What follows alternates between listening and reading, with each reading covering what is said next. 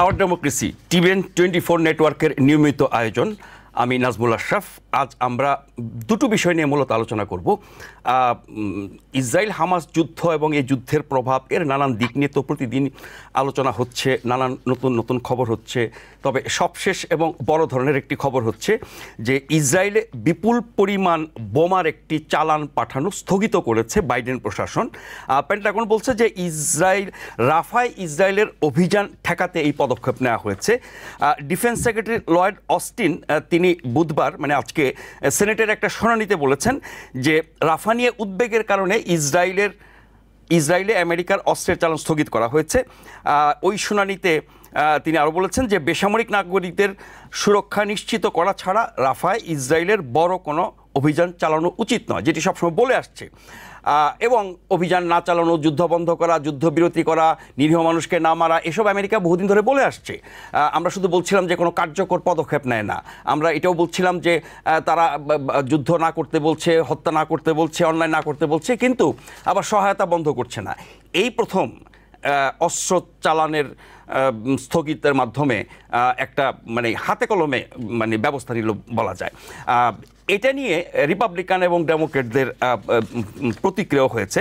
যেমন senate minority leader Mitch McConnell বলেছেন যে ইসরায়েলে অস্ত্র ও গোলাবারুদ সরবরাহ স্থগিত করায় ফলে ইসরায়েল কঠিন পরিস্থিতির মুখোমুখি হবে, মানে ইসরায়েল আরও বেশি মানুষকে মারতে পারবে না, এটা তার কাছে কঠিন পরিস্থিতি মনে হচ্ছে। তবে মেজরিটি লিডার চাক শুমার বলেছেন যে ইসরায়েলের বিষয়ে বাইডেন প্রশাসনের যে কোনো পদক্ষেপের উপরে তার আস্থা আছে, তার মানে তিনি এটাকে সমর্থন করছেন। এটা নিয়ে হাউস এবং সেনেটের আরও অনেকের বক্তব্য আছে। বলা যেতে পারে প্রায় সবাই রিপাবলিকানদের প্রায় সবাই বিরোধিতা করছে, ডেমোক্রেটদের প্রায় সবাই সমর্থন করছে। ফলে এটা নিয়ে বলা যেতে পারে একরকমের বিভক্তি তৈরি হয়েছে রিপাবলিকান ডেমোক্রেটদের, যদিও ইসরায়েলের বিষয়ে দুই দলের মধ্যে পার্থক্য আমরা খুব একটা দেখি না। এই বিষয়ে সিএনএনকে একটা বিশেষ সাক্ষাৎকার দিয়েছেন প্রেসিডেন্ট জো বাইডেন। তিনিও একই কথা বলেছেন যে গাজায় বেসামরিক নাগরিক হত্যা বন্ধ করতে তিনি রাফা অভিযানের জন্য এরকম অস্ত্র আর দিতে চান না, এবং তিনি বলেছেন যে রাফায় বড় ধরনের অভিযান চালানো হলে ইসরায়েলকে সব ধরনের সহায়তা তিনি বন্ধ করে দেবেন। হঠাৎ করে প্রেসিডেন্ট বাইডেন এত সাহসী হয়ে গেলেন কেন? কি এমন ঘটলো যার কারণে প্রেসিডেন্ট এরকম কঠোর সিদ্ধান্ত নিচ্ছেন, যার জন্য তিনি এতদিন সমালোচিত হয়ে আসছেন? বিশ্লেষকরা বলছেন যে এটা বাইডেন প্রশাসনের ইসরায়েল নীতির বড় ধরনের একটি পরিবর্তন, বড় ধরনের শিফট, মানে সরে আসা। এই শিফট বা সরে আসার পেছনে কারণ কি? সারা দেশে যে বিক্ষোভ হচ্ছে, বিশেষ করে ক্যাম্পাসে যে বিক্ষোভ হচ্ছে, এর আগে ক্যাম্পাসের বাইরে অনেক বিক্ষোভ হয়েছে, গোটা আমেরিকাতে তো বটেই, ইউরোপ সহ বিভিন্ন দেশে এরকম বিক্ষোভ চলছে এবং সেটা জোরদার হচ্ছে। এটা কি বিক্ষোভের চাপে, নাকি শুভবুদ্ধির উদয় হয়েছে, নাকি নির্বাচন কাছে চলে এসেছে, নাকি দলের ভিতরে চাপটাপ আছে? আমরা জানি না কোনটা। আমরা এই বিষয়টা নিয়ে শুরুতে আলোচনা শুরু করব। আর দ্বিতীয় বিষয় যেটি আমরা আলোচনা করব, এই যে ইসরায়েল হামাস যুদ্ধ এবং এই যুদ্ধের খবর সারা দুনিয়ার মানুষ জানছে, নানানভাবে প্রতিক্রিয়া দিচ্ছে, এটা নিয়ে রাজনীতি হচ্ছে আমেরিকা, ইউরোপ সহ গোটা বিশ্বে। এই যুদ্ধ এবং যুদ্ধ সংক্রান্ত যা কিছু খবর সেগুলো গণমাধ্যম এবং সামাজিক মাধ্যম প্রচার করছে। এই গণমাধ্যম এবং সামাজিক মাধ্যম এই যুদ্ধ এবং যুদ্ধ সংক্রান্ত যত খবর, যত তথ্য, যত পক্ষের যত ভূমিকা, বিশেষ করে ইসরায়েলের ভূমিকা, আমেরিকার ভূমিকা, আমেরিকার মিত্রদের ভূমিকা, আপনার মধ্যপ্রাচ্য সহ মুসলিম বিশ্বের ভূমিকা, এগুলোর ব্যাপারে গণমাধ্যম মানুষকে কতটা সত্য জানাচ্ছে, কতটা আড়াল করছে, কতটা বিকৃত করছে, কতটা বাছবিচার করছে, এবং সেক্ষেত্রে গণমাধ্যমগুলোর যারা অর্থদাতা, যারা বিনিয়োগকারী, যারা মালিক, তারা কি ভূমিকা রাখছে? সামাজিক মাধ্যম তো অবারিত, যে যা খুশি করতে পারে, সেখানে সব কিছু কি সঠিক আসছে? বা মূলধারার গণমাধ্যম, যেটাকে গণমাধ্যমই বলা হয়, তাতে আসছে না এমন কিছু সামাজিক মাধ্যমে আসছে কিনা, তার মাধ্যমে মানুষ জানতে পারছে কিনা, অথবা সামাজিক মাধ্যমের অবারিত সুযোগ নিয়ে, স্বাধীনতার সুযোগ নিয়ে সেখানে মিথ্যাচার ছড়ানো হচ্ছে কিনা, বিভ্রান্তি ছড়ানো হচ্ছে কিনা, সেটি ইসরায়েলের পক্ষ থেকে হোক, প্যালেস্টাইনের পক্ষ থেকে হোক, বা অন্য কোনো দেশের পক্ষ থেকে হোক। ফলে গণমাধ্যম এবং সামাজিক মাধ্যমের ভূমিকা এবং এর প্রভাব নিয়ে আমরা দ্বিতীয় বিষয়ে আলোচনা করব। এই দুটি বিষয় নিয়ে আলোচনার জন্য আজকে আমাদের সাথে যুক্ত হয়েছেন doctor Golam A Matbar, professor, school of social work, মানমত university. Doctor Golam A Matbar, আপনাকে স্বাগত জানাচ্ছি। ধন্যবাদ। এছাড়াও আমাদের সাথে যুক্ত হয়েছেন প্রযুক্তিবিদ এবং রাজনৈতিক বিশ্লেষক আয়েশা দেওয়ান। আয়েশা দেওয়ান, আপনাকে স্বাগত জানাচ্ছি আমাদের এই অনুষ্ঠানে। আমরা আলোচনাটা শুরু করতে চাই প্রফেসর ডক্টর গোলাম এম মাতবর। এই যে বাইডেন প্রশাসনের এই পলিসি শিফটিং, মানে নীতি পরিবর্তন, নীতি থেকে সরে আসা ইসরায়েল নীতির ব্যাপারে এই যে একটা কঠিন কঠোর বড় ধরনের সিদ্ধান্ত নিল, এর পেছনে কি কারণ আছে বলে আপনি মনে করেন, এবং এই অবস্থান ধরে রাখা কতটা সম্ভব হবে? ধন্যবাদ নাজবুল আশরাফ, এবং আরো ভালো লাগছে আয়েশা দেওয়ান আপনার সাথে অনেকদিন পরে আমার প্রোগ্রামে একসাথে। So happy to be with both of you. আসলে দেখুন, আপনি আপনার প্রারম্ভিক বা সূচনা বক্তব্যে কিন্তু অনেকগুলো ইস্যু তুলে ধরেছেন, যে এখানে অনেকগুলো, বিশেষ করে স্টুডেন্টদের movement within the Democratic party, the faction, or even the আন্তর্জাতিক যে চাপ বিভিন্ন দেশে, এই যে গাজার যে ভয়াবহ মর্মান্তিক ভাবে যে আপনার 34,000-এর মতো লোককে মেরে ফেলেছে, এবং এক জায়গায় যেখানে কোনটাসা প্রথম থেকে তারা বলে আসছে যে go to the safe zone Rafah crossing, যেখানে আমরা জানি এখন বোধহয় প্রায় 2 মিলিয়নের কাছাকাছি লোক ওখানে গাদাগাদি করে আছেন। আজকের খবর আমি দেখলাম about 50,000 flee when IDF started actually already attacking smoke screen দেখলাম আমি, যে বিভিন্ন ধরনের যে তাদের যে ব্যবস্থাপনাগুলো আছে, বিল্ডিং গুলো যেগুলো আছে dilapidated বা whatever it is, তো মানুষ কিন্তু স্বাভাবিকভাবে they are trying to protect them, they are trying to save their life. এটা আমার মনে হয় না শুভবুদ্ধির বা বোধোদয় হয়েছে ফর্মার প্রেসিডেন্ট বাইডেনের। বিশেষ করে দেখুন, সে কিন্তু অনড় ছিল প্রথম থেকেই, কিন্তু no matter what is going to happen, what is happening in the world diplomatically, politically, he stood firm in his decision supporting Israel. এখন আসলে ওই যে আপনি যেগুলো বললেন, সব ধরনের চাপ বা সেন্সিটাইজেশন বা একটা ইনফ্লুয়েন্স, প্রভাব বা উইদিন his own party, আমার মনে হয় all those things actually make me to actually go for this, halting this, যে বড় ধরনের চ্যালেঞ্জ যেটা বললেন আর কি। আমরা জানি যে Lord Austin is being grilled in the by the people in both the Congress, House and Senate. So আরেকটা যেটা সবচেয়ে বড় ইম্পর্টেন্ট, সেটা হচ্ছে ইলেকশন। আপনি দেখুন যেভাবে এখন আমরা সিচুয়েশন গুলো প্রোগ্রেস দেখছি, বিশেষ করে যে ট্রায়াল গুলোর কথা ছিল, কোনোটা ট্রায়াল মনে হচ্ছে না ট্রাম্পের ইলেকশনের আগে হবে। হি ইজ উইনিং ডিলে করতে করতে, এবং সে ডিলে করছে কিন্তু সে প্রথম থেকে 4 বছর হয়ে গেল, এবং সে জানে যে ফেডারেল যে কেসগুলো আছে সেগুলো আসলে আলটিমেটলি সে যদি আবার ইলেক্টেড হয়, he is going two actually just ask the Department of Justice to drop him from those charges, because those are federal charges except Georgia. তো এই প্রেশারটাও তার আছে। অর্থাৎ আমি বলবো যে ইলেকশন হচ্ছে মূলত তার মেইন ড্রাইভিং ফোর্স। সে তো আপনি জানেন, উইসকনসিন আমি ইন্টারভিউটা দেখেছি, পুরোটা দেখতে পারিনি আপনাদের প্রোগ্রামে আসার জন্য। তো সেখানেও বলছে economy better, all those thing, কিন্তু গাজা ইস্যুর ক্ষেত্রে যেটা আর কি, এটা আমার মনে হচ্ছে এটা আন্তর্জাতিকভাবে সে নন্দিত, এবং এটার জন্য নিন্দিত, সরি, এবং এইটার জন্যই সে আইসোলেটেড হয়ে কিন্তু he has to do something. আপনি জানুন যে আনকমিটেড ভোট, সেগুলো আপনি মিশিগানে বলেন, পেনসিলভানিয়াতে বলেন বা উইসকনসিনে বলেন, it's a big signal for him. If I were him, I would actually even took like more precautions, not like delaying up to this level. I think so all those things, all those factors as you mentioned, I'm also echoing with you that these are really making him to do something. আপনি যেসব পক্ষের যত ধরনের চাপে পড়ে উনি এই অবস্থানে গেছেন বলছেন, এখন কি আবার নতুন চাপ তৈরি হবে না ইসরায়েলের পক্ষ থেকে এবং রিপাবলিকানদের পক্ষ থেকে এবং এই প্যালেস্টাইন বিরোধীদের পক্ষ থেকে? সেই চাপ তিনি কিভাবে সামলাবেন? এই চাপটা কিন্তু কন্টিনিউয়াসলি সে ফেস করছে, এবং অনেকেই বলে হি ইজ এ জায়নিস্ট, এবং সে সেটা সম্পর্কে বলেছে যে এটা ইউনাইটেড স্টেটস পলিসি, যে আলটিমেটলি ইসরায়েলকে প্রোটেক্ট করা, the nation of Israel and the Jewish পিপলকে প্রোটেক্ট করা। এটা তো আমরা জানি যে আমেরিকাই কিন্তু আসলে হেল্প করেছে এস্টাবলিশ হতে স্টেটটাকে, whatever the state, today we see Israel. So ultimately, he got those pressure, and he was continuously getting those pressure. Because people sneeze. Because not everyone washes their hands. Because kids touch a lot of things. Set a date to get your COVID shot and RSV if eligible. Because if you're wondering, should I get my COVID shot? Think about other people. Learn more at nj.gov/health/vaccines.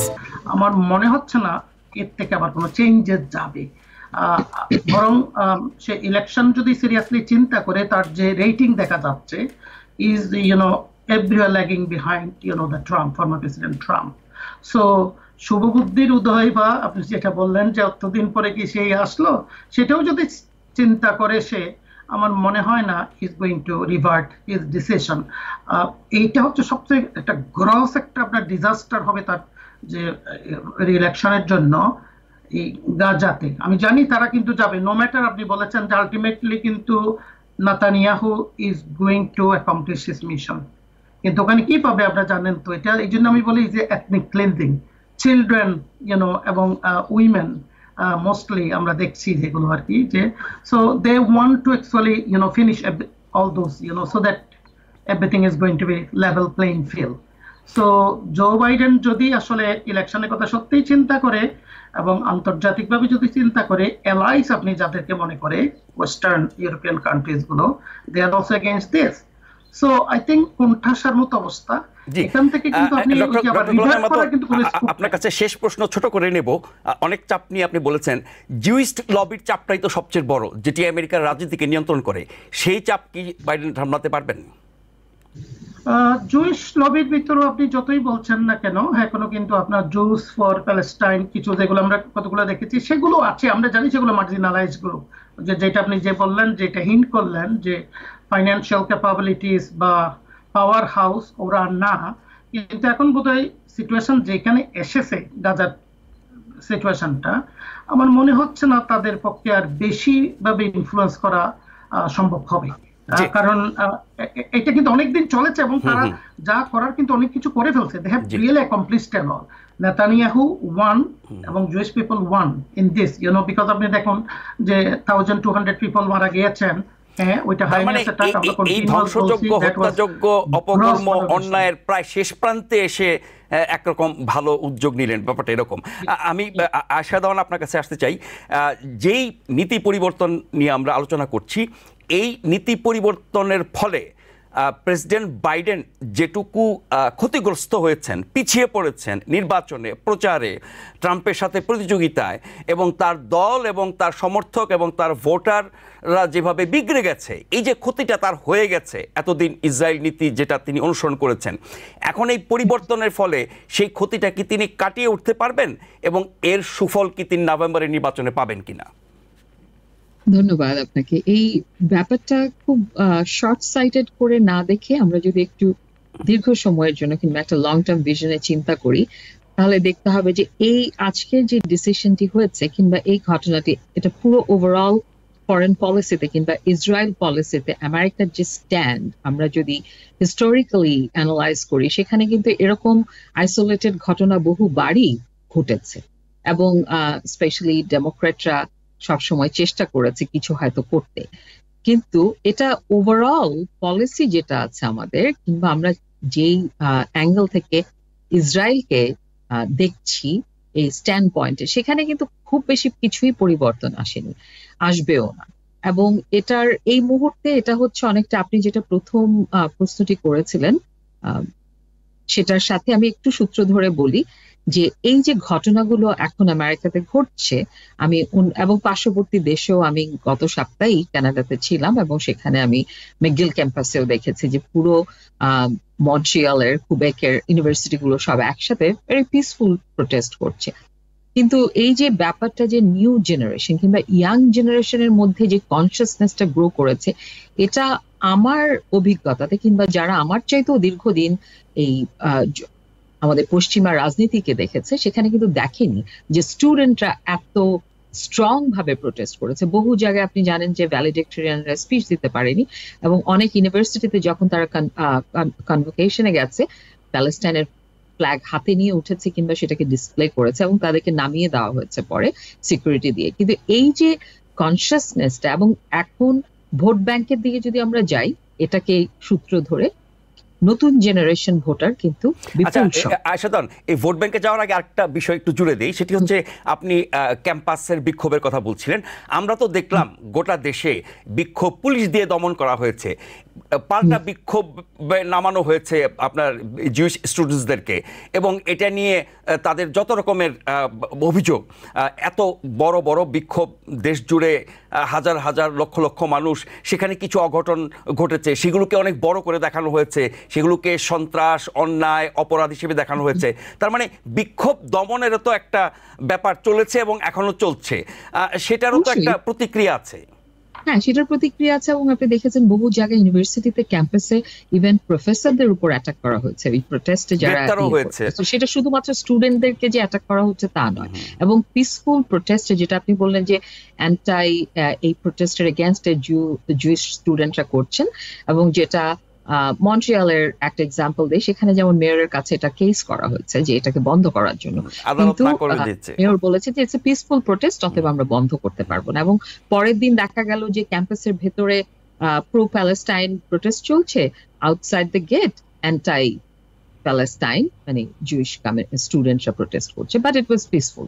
কিন্তু কথা হচ্ছে যেটা আপনি বললেন যে police আগ্রাসন, এবং এই ব্যাপারটাও কিন্তু এটার মধ্যে একটা পলিটিক্যাল ইনভলভমেন্ট আছে, যে আমাদের পুরো কালচারটা পশ্চিমা বিশ্বে, বিশেষ করে মার্কিন যুক্তরাষ্ট্রে, আমরা যেখানে বসে আছি, আমরা ব্যক্তিগতভাবে আপনি কথা বললে দেখবেন যে অনেক জুইশরাও হয়তো এটাকে সাপোর্ট করছে না, কিন্তু ওভারঅল অ্যাজ এ সোসাইটি আমরা কোথায় দাঁড়িয়ে আছি? আমাদের এডুকেশন ইনস্টিটিউটের ফান্ডিং থেকে শুরু করে ইনফ্লুয়েন্সেস দেয়ার, অনেক জায়গায় চেয়ারম্যানদেরকে শোকজ করা হচ্ছে, চিফদেরকে, এবং এটা দীর্ঘদিন ধরে চলছে। তো এটার একটা ইয়াং ভোট ব্যাংকে ইম্প্যাক্ট করছে। সেটা আমি আজকের ঘটনাটার সাথে রেশ ধরে বলছি যে আজকের এই ডিসিশনটা কিভাবে ইম্প্যাক্ট করতে পারে বলে বাইডেন অ্যাডমিনিস্ট্রেশন চিন্তা করছে। দ্বিতীয়ত হচ্ছে প্রাইমারি ইলেকশন যেটা গেছে কিছুদিন আগে বিভিন্ন স্টেটে, যেখানে অফকোর্স আমরা যারা ডেমোক্রেট, রেজিস্টার্ড ডেমোক্রেট, তারা বাইডেনকে আলটিমেটলি যখন মেইন ইলেকশন হবে, বাইডেন ভার্সেস যদি ট্রাম্প হয়, দুটো ওয়ার্ডস এর মধ্যে একজনকে আপনাকে পিক করতে হবে। এখন আমরা বাইডেনকে না চাইলেও তাকে পিক করবে, বিকজ গ্রেটার ইন্টারেস্টের জন্য। এই ইসরায়েল পলিসি বাদ দিয়ে অন্যান্য পলিসিতে ডেমোক্রেটরা অনেক বেটার সার্ভিস দিচ্ছে, তো সেটা কনসিডার করে অফকোর্স বাইডেনের আপার হ্যান্ড থাকবে। কিন্তু উইদিন দ্য ডেমোক্রেট প্রাইমারি ইলেকশনে কিন্তু বহু সংখ্যক মানুষ, আমরা যারা স্পেশালি মুসলিম পপুলেশনরা কিন্তু বাইডেনকে ভোট দেননি। এটা just two raise the voice যে মুসলিম কমিউনিটি ভীষণ রকমের অসন্তুষ্ট যে কাজগুলো হচ্ছে, শুধু মুসলিম নয়, যারা প্রাইমারিতে ভোট দেন নাই তারা কি নভেম্বরের ইলেকশনে ভোট দেবেন? অবশ্যই দেবেন। আমি নিজের কথা যদি বলি, আমি ভোট দিতে যাব এবং আমি বাইডেনকেই ভোট দেব, কিন্তু সেখানে প্রাইমারিতে আমি দেইনি, আমি এটা পাবলিকলি কনফেস করছি। এটার কারণটা ছিল যেটা একটা স্টেটমেন্ট তৈরি করা উইদিন দ্য পার্টি লাইন, যে আমরা বাইডেন যে পলিসি এই মুহূর্তে নিচ্ছে বাইডেন সরকার, সেটার পক্ষে আমরা নই, যে ব্যাপারগুলো হচ্ছে। এবং আপনি ক্যাম্পাসে যখন ইয়াং ডেমোক্রেটদের সাথে কথা বলবেন, বিভিন্ন জায়গায় বিভিন্ন সার্ভেতে দেখা যাচ্ছে একই ব্যাপার, তারাও একই কথা বলছে যে আমরা এই মুহূর্তে আমাদের ভয়েসটা রেইজ করছি উইদিন ডেমোক্রেটিক পার্টিতে, যাতে এই অ্যাওয়ারনেসটা আসে লিডারশিপে। কিন্তু আমরা মূল নির্বাচনে আমরা অবশ্যই বাইডেনের সাথে থাকবো। তার মানে আনকমিটেড ভোট দেওয়াটা ছিল একটা প্রতীকী প্রতিবাদ, সময় মতো ঠিকই সমর্থন দেবে। এইটা যদি বাইডেন বা ডেমোক্রেটিক পার্টি বোঝে, তাহলে ওই প্রতিবাদকে তারা পাত্তা দেবে কেন? না না, এটা পাত্তা দেওয়ার কারণ আছে। এটা লং টার্মে শুধু প্রেসিডেন্ট ছাড়াও তো আপনার একটা সরকার চালাতে হলে তো শুধু প্রেসিডেন্টকে দিয়ে হবে না, যে বাকি যে পজিশন গুলো আছে আপনার কংগ্রেস, সিনেট থেকে শুরু করে লোকাল লেজিসলেশন, সেখানে কিন্তু একটা বিরাট ইম্প্যাক্ট আসবে যদি সরকারের এই দলগতভাবে যদি মনোভাবের পরিবর্তন তারা না আসেন। এটার কিন্তু একটা লং টার্ম ইম্প্যাক্ট থাকবে, সেটারই সিগন্যাল করা। তো এই দুটো জিনিসকে মাথায় রেখেছে তারা। তৃতীয়ত হচ্ছে যে এখন নির্বাচন সামনে, এটা সবচেয়ে বড় গোল, এবং আমরা বহুবার বলেছি যে নভেম্বরের ইলেকশনের আগে কিন্তু পলিসিতে কিছু পরিবর্তন আনবেন সরকার, জাস্ট মানুষকে খুশি করবার জন্য। আমরা জানি সিজফায়ারের কথা যখনই হচ্ছে আমরা তখনও বলছি যে সিজফায়ারটা আলটিমেট সলিউশন নয়, আমরা চাচ্ছি যে এটার একটা পার্মানেন্ট সলিউশন আসবে। এগুলো ব্যান্ডেজ করে কোনো লাভ নেই। তো আজকে যেটা হয়েছে সেটা একটা ব্যান্ডেজ করা, যে আপাতত মানুষের ভীষণ রকমের উত্তেজনা, ভীষণ রকমের অসন্তোষ, শুধুমাত্র নির্বাচন এবং ভোট পাওয়ার জন্যই এটুকু পরিবর্তন, এটা ইসরায়েল নীতিতে কোনো স্থায়ী পরিবর্তন না, এবং সেটা সাময়িক, হয়তো ভোট পার হয়ে গেলে আবার। এবং আপনি জানেন যে আমরা, এটা তো হিস্ট্রি বলে দেবে না, এত ডিকেডস ধরে আমাদের ফরেন পলিসিতে সেটা রিপাবলিকান আসুক আর ডেমোক্রেট আসুক, আমরা কতখানি পরিবর্তন এনেছি ইসরায়েল প্যালেস্টাইন ইস্যুতে, আনিনি। তো সেখানে কারো একটু বেশি কারো একটু কম থাকবে, রিপাবলিকানরা একটু বেশি স্ট্রঙ্গার বায়াসনেস কিংবা ওপেন ভাবে দেখাচ্ছে, সেখানে ডেমোক্রেটরা হয়তো একটু সাইলেন্ট ভাবে করছে, কিন্তু সবার আলটিমেট ডেস্টিনেশন, এবং যেটাতে আমি বললাম যে আমরা যেটা ইকোনমিক সভারেন্টি, আপনি এই দেশের ইকোনমিক কারা মোবিলাইজ করছে সেটা আপনাকে চিন্তা করতে হবে। ফলে ওটা মাথায় রেখে তারা খুব বেশি দূর যেতে পারবে না। আমরা স্ট্রং নই এনাফ ইকোনমিকে ইম্প্যাক্ট করতে, কিন্তু জুইশরা স্ট্রং এনাফ। তো সেখানে সরকার তাদের কাছে অনেকখানি বাধ্যবাধকতায় আছে এবং জবাবদিহিতা করতে হচ্ছে। হ্যাঁ, আমরা একটা ছোট্ট বিরতি নিয়ে ফিরে এসে ওই যে গণমাধ্যম, সামাজিক মাধ্যমের ভূমিকা, প্রভাব, সেটি নিয়ে আলোচনা করব। যারা অনুষ্ঠান দেখছেন, আশা করছি বিরতির পর ফিরে এসে আপনাদের সাথে পাবো। Because people sneeze. Because not everyone washes their hands. Because kids touch a lot of things. Set a date to get your COVID shot and RSV if eligible. Because if you're wondering, should I get my COVID shot? Think about other people. Learn more at nj.gov/health/vaccines. ধন্যবাদ আমাদের সাথে থাকবার জন্য। আজ আমরা আলোচনা করছি গাজা যুদ্ধ এর নানাবিধ প্রভাব, বাইডেন প্রশাসনের একটু নীতির পরিবর্তন। এই পর্যায়ে আলোচনা করব এই পুরো সংকট নিয়ে। ইসরায়েল হামাস যুদ্ধ শুরু হওয়ার পর থেকে এ পর্যন্ত এই যুদ্ধে ইসরায়েলের ভূমিকা, আমেরিকার ভূমিকা, যুদ্ধের বিরুদ্ধে সারা দেশে যে বিক্ষোভ, প্রতিবাদ এবং যা যা কিছু হচ্ছে প্রতিনিয়ত, সেগুলোর ব্যাপারে গণমাধ্যমের ভূমিকা নিয়ে অনেক কথা, অনেক প্রশ্ন আসে।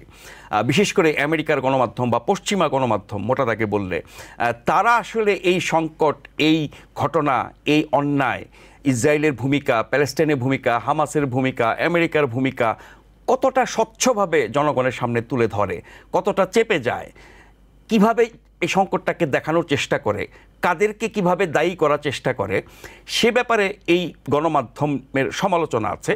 আর গণমাধ্যম তো আমেরিকার বাইরের কিছু না।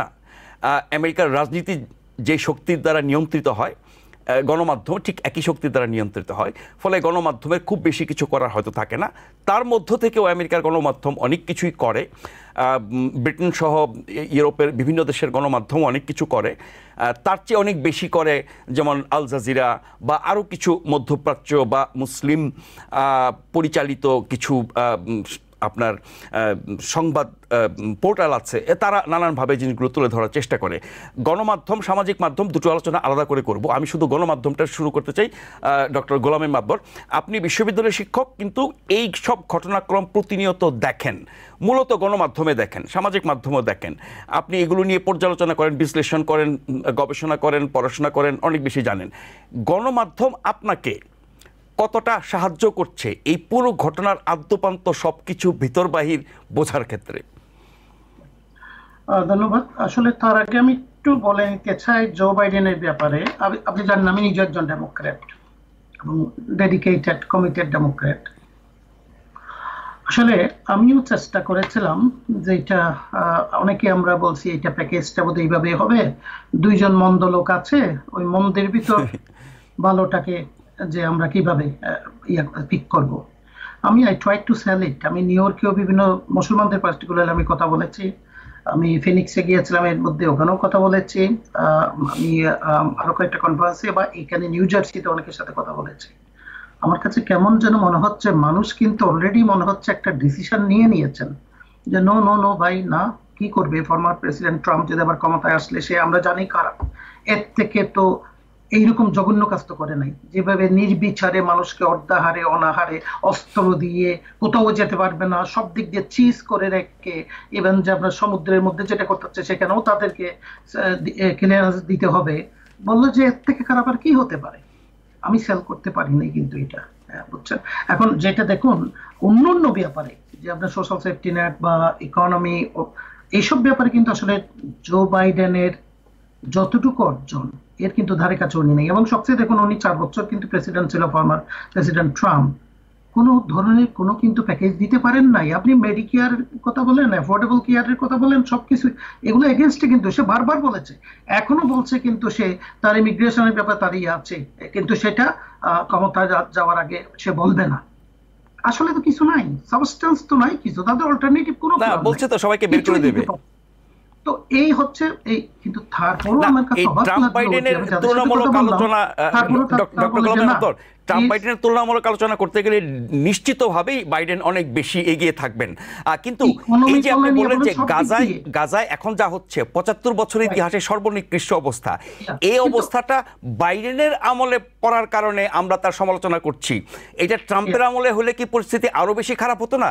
সেই বিবেচনায় আমেরিকার বাস্তবতায় বাইডেন যা করছে তাতে করে তার প্রতি মানুষ কিছুটা সদয় হবে কিনা, এই লজিক গুলো আমি সেল করার চেষ্টা করছি, কিন্তু কোনো মতেই নেয় না। তা বলছে no no no, that's not, আমরা বুঝে ফেলেছি তার আইডিওলজি কি, আমরা বুঝে ফেলেছি সে কি ধরনের মানুষ, বিশেষ করে এই গাজার ব্যাপারে আর কি। So this is what the situation now. Media, আপনি দেখুন মিডিয়া হচ্ছে আমার কাছে একটা সেক্রেট, কতগুলো ইনস্টিটিউশনের মধ্যে মিডিয়া হচ্ছে একটা ভেরি সেক্রেট ইনস্টিটিউশন। কিন্তু আমরা জানি যে ফেয়ার অ্যান্ড ব্যালেন্সড বলতে কি বোঝায়, এবং মিডিয়াতে আপনি দেখুন যে সবচেয়ে যে কভারেজটা কারা দেয়, জার্নালিস্টরা দেয়। কিন্তু ফেয়ার ব্যালেন্স মিডিয়াগুলোর মোগলরা কারা, কতটা অথেন্টিক এবং এজেন্ডা তারা যা সেট করে সেটা কতটা ফেয়ার, শুনতে পাচ্ছি না আপনাকে। এই যে মিডিয়াগুলো এই যে স্ট্যাটিস্টিক্স গুলো দিল, 97 দেখেন জার্নালিস্ট মেরে ফেললো, 92 বোধহয় হচ্ছে প্যালেস্টাইনের। এখন আমরা যেটা মিডিয়াতে পাচ্ছি, যেটা আমাদের একটা ইনফর্ম ডিসিশন নেওয়ার জন্য বা একটা ওপিনিয়ন, এখানে আমরা ওপিনিয়ন দিচ্ছি আপনাকে, আমরা তো we are getting all this from different sources. এখন দেখা যাচ্ছে আমরা রাদার সোশ্যাল প্ল্যাটফর্ম, সোশ্যাল মিডিয়ার কাছ থেকে আমরা ইনফরমেশন পাচ্ছি। আমারই একটা ফ্রেন্ড কিন্তু 2 সপ্তাহ আগে medical doctor, he went to Gaza to help, অনেক করে তারা গিয়েছে একটা এনজিওর মাধ্যমে আর কি। আমি তার কাছে যা শুনেছি, যা বললাম যে ওখানে কি আপনাকে হামাসকে দেখেছেন, বলছে না, হামাস বলতে ওখানে আমরা কিছু দেখিনি। আপনাকে ইসরায়েলিদের দেখেন, বলছেন না, দেখিনি, কিন্তু ড্রোন সবসময় আছে। কিন্তু ট্রিটমেন্ট যেটা করতেছে দেখা যাচ্ছে, একটা বলছে একটা বাচ্চা ছেলে আসছে, 2টা পা কেটে ফেলতে হয়েছে তার। কিছুদিন আগে তারা যখন মুভ করছে গাজা রাফাতে, তার আগে যেখানে ছিল সেখানে তার আরেকটা ভাই মেরে ফেলছে, তার বাবাকে মেরে ফেলছে, এখন তার মাটা তার সাথে আছে, এবং সেও কিন্তু বলতে গেলে একটা ইম্পিউটেড 2টো পা। বলছে এইগুলো দেখলে আপনার কল্পনা করতে পারবেন না যে কি যে হচ্ছে এখানে। তো এখন দেখুন জার্নালিস্ট আপনার যাদের কথা বলেন, তারাই তো আমাদের করে, এটা তো মিডিয়ার সবচেয়ে বড় রোল। এর মাধ্যমে কিন্তু আমরা ডিসিশন গুলো, ওপিনিয়ন গুলো, পারসেপশন গুলো আমরা কিন্তু ক্রিয়েট করি। কারণ আমরা তো সবাই ওখানে কাছে যেতে পারছি না, যে এটা আমি বললাম যে আমার এক বন্ধু ডাক্তার গিয়েছে, আমি তো আর যেতে পারি নাই, বা আপনি যেতে পারেন না, কয়জন যেতে পারে। সো মিডিয়া আমি সেক্রেট এই জন্যই বলে একটা পবিত্র একটা জায়গা, কিন্তু সেইগুলো আমরা দেখি যে মিডিয়া গুলোকে কন্ট্রোল করে। আপনি ইভেন মাঝে মাঝে আমি সিএনএন এর কাছেও যে ইনফরমেশন গুলো পেয়েছি, বা আল জাজিরাতে আমরা যে ইনফরমেশন গুলো যদি চেক ব্যাক করে দেখি, there is a big difference. অথবা সিএনএন, আমি বলছি না মিথ্যা বলছে, সিএনএন দেখা যাচ্ছে ওই প্রসঙ্গটাকে এড়িয়ে অন্য একটা প্রসঙ্গকে কিন্তু ফোকাস করছে। সো এই ফেয়ার অ্যান্ড ব্যালেন্স মিডিয়া কোথায়? একেবারে যেগুলো তো আপনার রাইট উইং বা একেবারে হার্ড লাইনের যেগুলো আছে, তারা তো টুইস্ট করছে, উল্টো ইনফরমেশন গুলো দিচ্ছে। So this is what the media's role. এবং এই মিডিয়া, বিশেষ করে আমি আসলে সত্যি আমি at one point I stopped actually watching CNN. I'm glued to CNN because at least MSNBC বলেন বা ফক্স বলেন, এগুলো আমি শুনি, কিন্তু সিএনএনটা নিয়ে আমি কিন্তু খুব করতাম। এখন সেই সিএনএনও দেখা যায় যে অনেক কিছু ইগনোর করা যায়, বারবার কিন্তু দেখা যায় যে সিএনএনের চেয়ে এনবিসি, এমএসএনবিসি একটু বেটার কিনা? এমএসএনবিসি তারা মোটামুটি জনগণের সাইটে চিন্তা করে একটু তুলে ধরে, একটু নির্ভীকভাবে তুলে ধরার চেষ্টা করে। ফক্স তো টোটালি ডিফারেন্ট, যেটা আপনি বললেন যে জুইশ লবিকে কিভাবে ম্যানেজ করবে। জি, সো এই মিডিয়া হচ্ছে, ওনারশিপটা হচ্ছে ভেরি ইম্পর্টেন্ট। এইটা কন্ট্রোল কারা করে? সো এখন দেখুন আল জাজিরা ফর এক্সাম্পল, যেটার মাধ্যমে আমরা কিছু ইনফরমেশন পেতাম, সেটা অফিসটাই তারা বন্ধ করে দিল। যে সো দিস ইজ, সো মিডিয়ার যে একটা রোল, যেটা ইন্ডিপেন্ডেন্ট মিডিয়ার রোল, সাংবাদিকদের রোল, সেটা তো আমরা আসলে টোটালি ইন্টারাপ্টেড এবং সেগুলোকে বরাবরই কিন্তু তারা দেখা যাচ্ছে দিস ওয়ে দ্যাট ওয়ে তাদেরকে হার্ড টাইম দিচ্ছে, এবং they can not actually present the facts and evidences as it is, অথবা কতগুলো কিন্তু ইচ্ছা করে কিন্তু টুইস্টেড ফ্যাক্ট গুলো দিচ্ছে, এবং সেগুলো তো ক্ষতি আরো বেশি করছে আমাদের। না, একটা হতে পারে যে বিকৃত করা, অসত্য দেওয়া, আরেকটা হচ্ছে না আমি অথেন্টিক জিনিস দিচ্ছি কিন্তু আমার প্রেফারেন্স অনুযায়ী আমি দিচ্ছি, সবকিছু দিচ্ছি না। ইউ সেড ইট ভেরি এলোকুয়েন্টলি, যে আমি দিচ্ছি কিন্তু আমি পুরোটা দিচ্ছি না।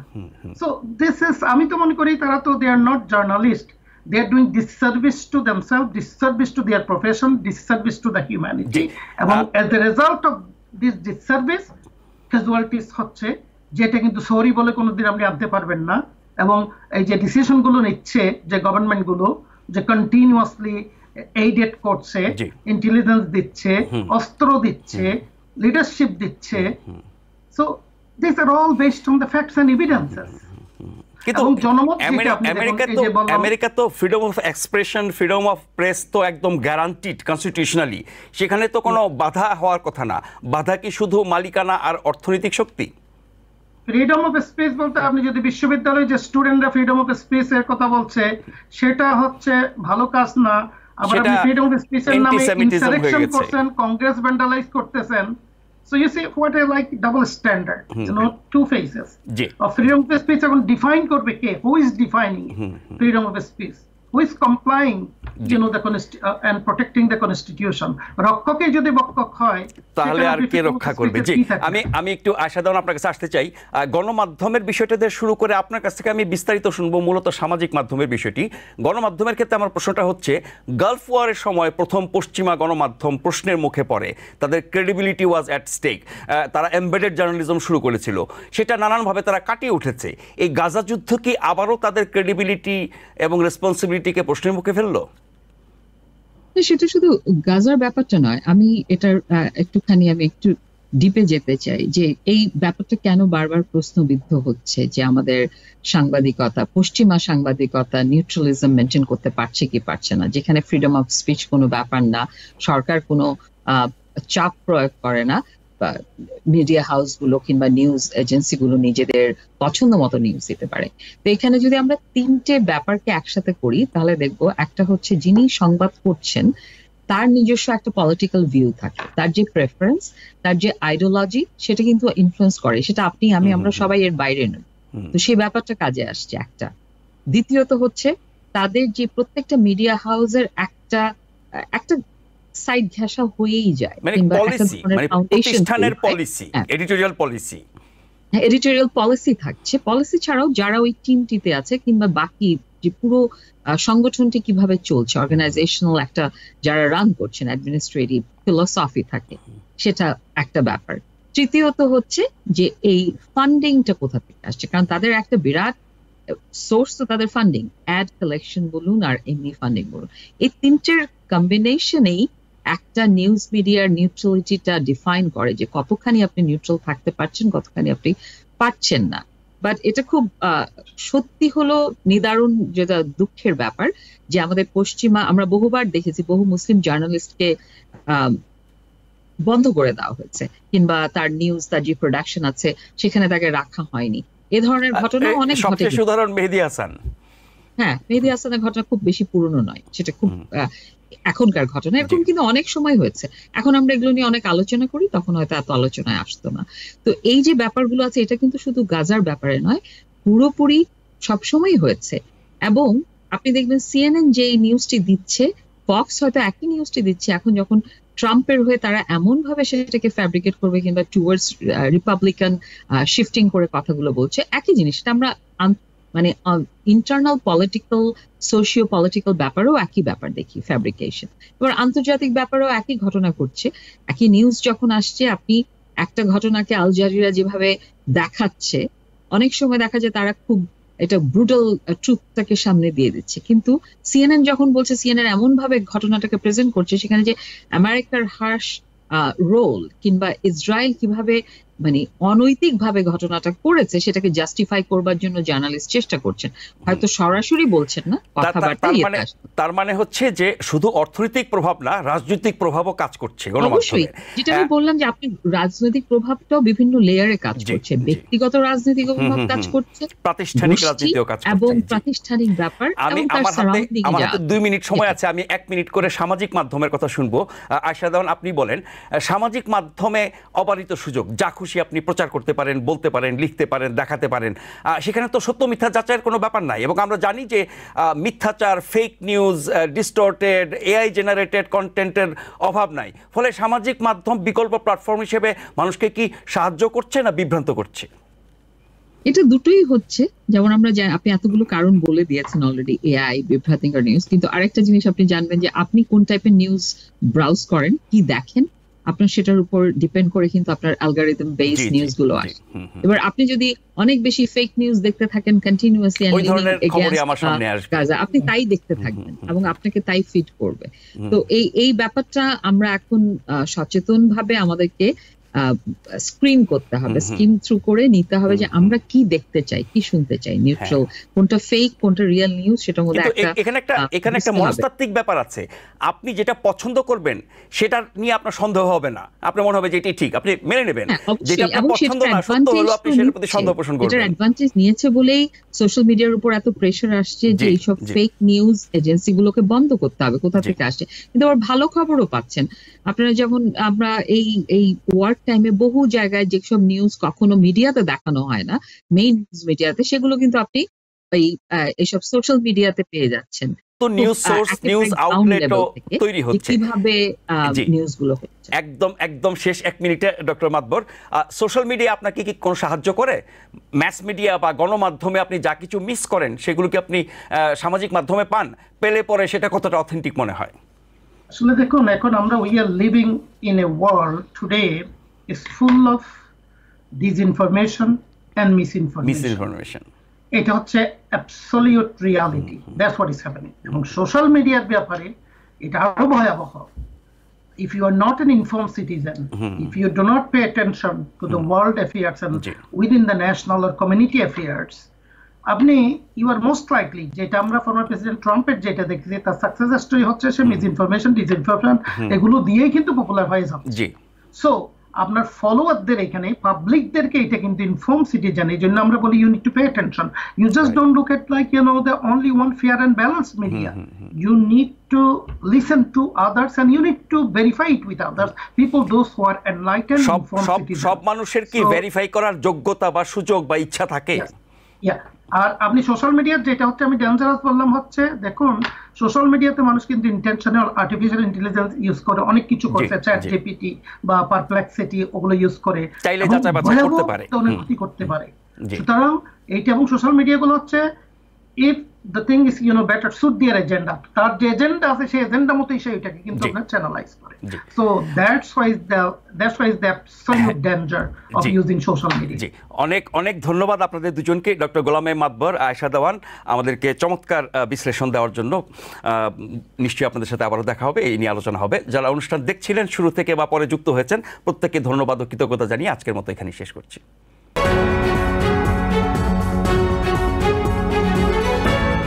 টিবিএন 24 টেলিভিশন দেখতে আজই কল করুন 7187776556। লগ ইন করুন www.totalcablebd.com। নিউ ইয়র্ক থেকে সম্প্রচারিত টিবিএন 24 টেলিভিশন বিশ্বজুড়ে বাঙালির কণ্ঠস্বর।